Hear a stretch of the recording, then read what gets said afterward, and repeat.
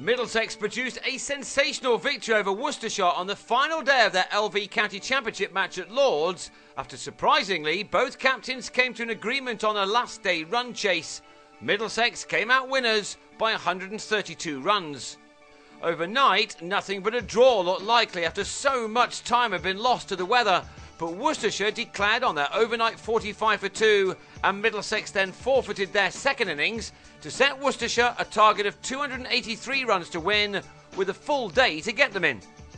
And after a nervy start, the visitors lost their first wicket after half an hour. Mike Klinger legged before to Tim Murtagh after choosing to leave the ball alone. 10 minutes later, and Klinger's fellow opener Daryl Mitchell was also out, Murtagh having him taken at second slip by David Milan.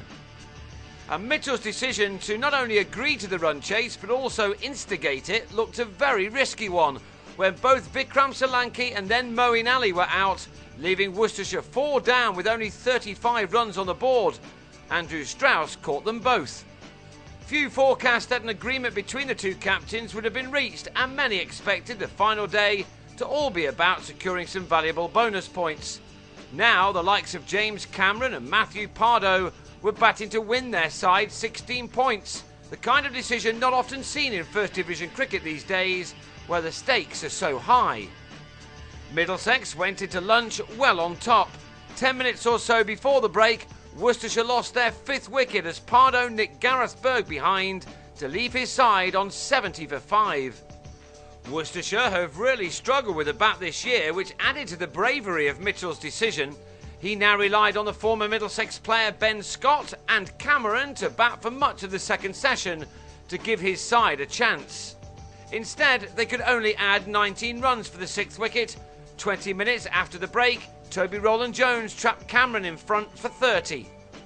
And within half an hour of lunch, the game was as good as over. Scott on 13 was bowled by Murtagh. And in the next over, David Lucas edged Roland-Jones to Milan to leave Worcestershire on 96 for 8.